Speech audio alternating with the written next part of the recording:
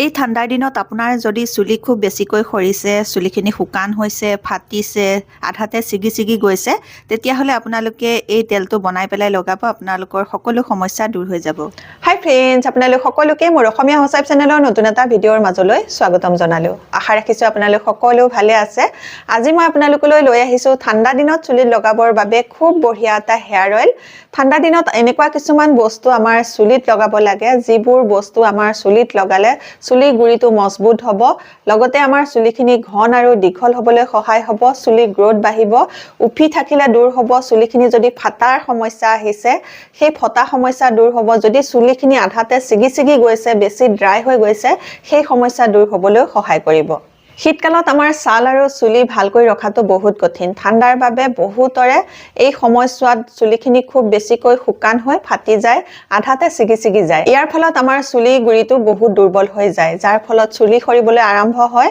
আৰু এই চুলি সৰাটো দূৰ কৰিবৰ কাৰণে, চুলি ফটা সমস্যা, উফিৰ সমস্যা, চুলি শুকান হোৱা সমস্যা দূৰ কৰিবৰ কাৰণে আমি আমাৰ চুলিখিনিক কুহুমীয়া তেলেৰে মালিচ কৰিব লাগে।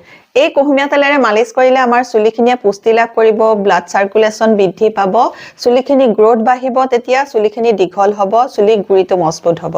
এতিয়া কথা হ'ল কেনেকুৱা ধৰণৰ কুহুমীয়া তেলেৰে আপোনালোকে ঠাণ্ডা দিনত চুলিখিনি মাছাজ কৰিব। তাৰ কাৰণে এতিয়া মই আপোনালোকক খুব বঢ়িয়া এটা ঠাণ্ডা দিনত চুলিত লগাবৰ বাবে তেল তৈয়াৰ কৰি দেখুৱাম, যিটো তেলেৰে আপোনালোকে মাছাজ কৰিলে ঠাণ্ডা দিনত যিকোনো চুলিত অহা সমস্যা দূৰ কৰিবলৈ সহায় হ'ব। এতিয়া মই আপোনালোকক এই তেলটোকে তৈয়াৰ কৰি দেখুৱাম, আৰু দেখুৱাৰ আগতে আপোনালোকলৈ এটা ৰিকুৱেষ্ট আছে, আপোনালোকে যদি মোৰ এই ভিডিঅ'টো ভাল পায়, ভিডিঅ'টোত এটা লাইক কৰি দিব, আৰু এতিয়ালৈকে যদি আপোনালোকে মোৰ অসমীয়া হোচাইপ চেনেলটো ছাবস্ক্ৰাইব কৰি লোৱাই নাই, তেতিয়াহ'লে সোনকালে ছাবস্ক্ৰাইব কৰি ল'ব।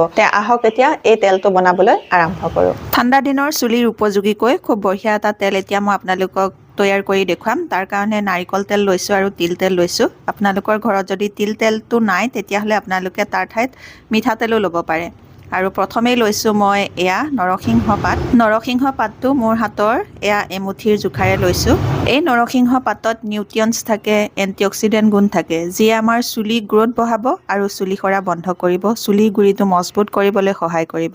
ইয়াৰ পাছত মই লৈছোঁ এয়া 6-7টা মানৰ জোখাৰে নিমপাত। যদি আপোনালোকৰ চুলি গুৰিটো খুব খজুৱাই বা ওকণি আছে, তেতিয়াহ'লে আপোনালোকে নিমপাত ল'ব 6-7টা মানৰ জোখাৰে।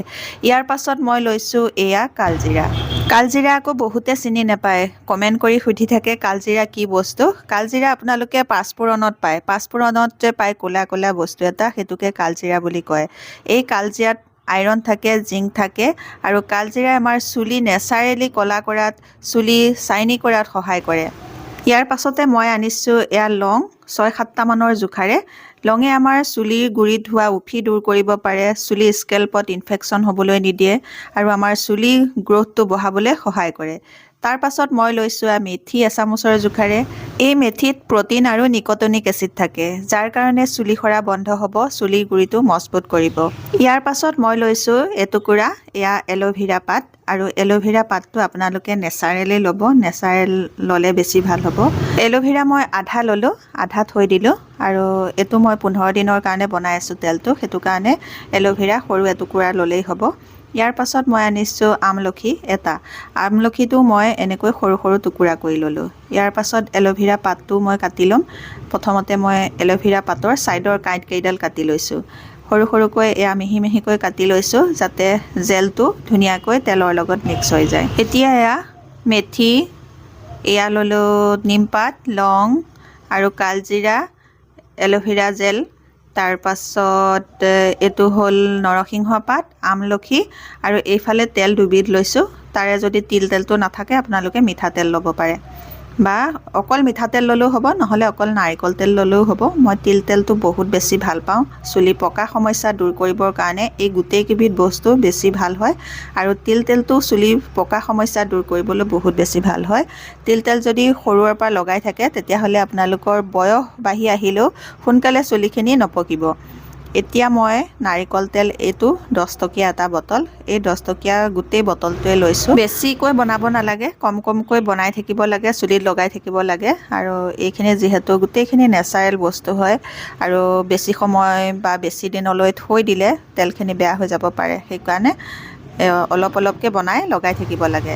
এতিয়া মই তিল তেল মিক্স কৰিছোঁ নাৰিকল তেলৰ লগত। তিল তেল মই এই খপটোৰ জোখাৰে 3 খপ লৈছোঁ এই তেলখিনিৰ লগত এতিয়া মই যিখিনি বস্তু ৰেডি কৰি লৈছিলোঁ সেই ৰেডি কৰা বস্তুখিনি গোটেইখিনি এতিয়া এবিধকৈ দি দিম এতিয়া বস্তুখিনি ৰেডি হৈ গ'ল এই তেলটো কেনেধৰণে বনাব লাগে তাৰ পদ্ধতিটো দেখুৱাম আৰু লগতে কেনেধৰণে লগাব লাগে সেই পদ্ধতিটো মই আপোনালোকক দেখুৱাম এই তেলটো আপোনালোকে বনাই লগাব এটা আদিবাসী তেলৰ দৰে এই তেলটোৱে কাম কৰিব এনেকৈ আপোনালোকে এটা নেচাৰেল তেল লগাব যদি পাৰে ঠাণ্ডা দিনত তেতিয়াহ'লে আপোনালোকৰ চুলি সৰাও বন্ধ হ'ব আৰু চুলি গ্ৰোথ বাঢ়িবলৈ সহায় হ'ব চুলি দীঘল হ'বলৈ সহায় হ'ব আৰু লগতে আপোনালোকৰ চুলিখিনি হাইড্ৰেট কৰি ৰাখিব চুলিখিনি নাফাটিব নিছিগিব চুলিখিনি খুব ধুনীয়াকৈ চাইনি হৈ থাকিব এতিয়া মই গেছৰ ফ্লেমটো এয়া অন কৰি লৈছোঁ গেছৰ ফ্লেমটো একেবাৰে ল' কৰি দিছোঁ দেখিছেনে একেবাৰে ল' ফ্লেমত এইটো উতলাব লাগিব আৰু কিমান সময় উতলাব লাগিব কেনেধৰণে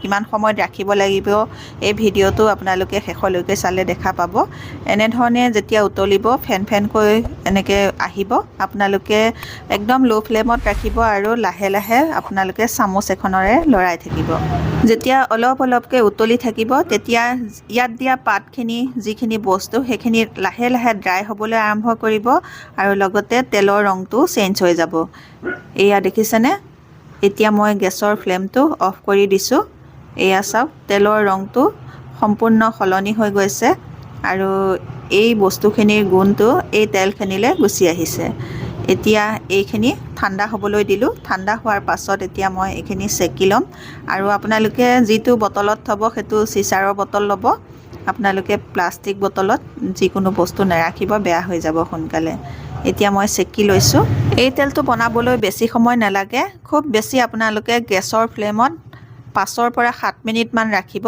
তেতিয়াই আপোনালোকৰ এই তেলটো হৈ যাব আৰু ইয়াত দেখিছেনে একদম খৰখৰীয়া হৈ গ'লগে আৰু এনেকৈ যেতিয়া খৰখৰীয়া হৈ যাব আপোনালোকে জোখটো ধৰিব পাৰিব বনালে তেতিয়া আপোনালোকে গেছৰ ফ্লেমৰ পৰা তেলটো নমাই দিব এইটো এটা খুব বঢ়িয়া তেল আৰু এইটো কেনেধৰণে চুলিত লগাব লাগে তাৰ নিয়মটো কৈছোঁ বলক এতিয়া এই তেলটো তৈয়াৰ হৈ গ'ল কেনেধৰণে কি বস্তুৰে এই তেলটো তৈয়াৰ কৰিলোঁ আপোনালোকক দেখুৱালোঁ যিকেইবিধ বস্তু মই এই তেলটো বনাবলৈ ব্যৱহাৰ কৰিছোঁ সকলোৰে ঘৰতে থকা বস্তুৱে বনাবলৈ একো অসুবিধা নহ'ব ঠাণ্ডা দিনত আপোনালোকে এই তেলটো বনাই ল'ব লৈ পেলাই সপ্তাহত 2 দিনকৈ আপোনালোকে ব্যৱহাৰ কৰিব এই তেলটো যেতিয়া ব্যৱহাৰ কৰিব আপোনালোকে অকণমান ৰ'দত দি কুহুমীয়া কৰি ল'ব কুহুমীয়া কৰি পেলাই লগাব যদি আপোনালোকে ৰাতি লগায় তেতিয়াহ'লে অকণমান এখন চামুচ বা হেতাত আপোনালোকে অকণমান তাপ দি পেলাই অকণমান কুহুমীয়া কৰি ল'ব কুহুমীয়া কৰি লোৱাৰ পাছত আপোনালোকে চুলিত লগাব লগাই ৰাতিটো শুই থাকিব আৰু ৰাতিপুৱা হ'লে বা পিছদিনা আপোনালোকে যিকোনো সময়ত চুলিখিনি ধুই দিব এনেধৰণে আপোনালোকে সপ্তাহত 2 দিনকৈ এই তেলটো ব্যৱহাৰ কৰিব আৰু তেলটো যেতিয়া আপোনালোকে লগাব তেতিয়া আপোনালোকে চুলিৰ গুৰিত লগাব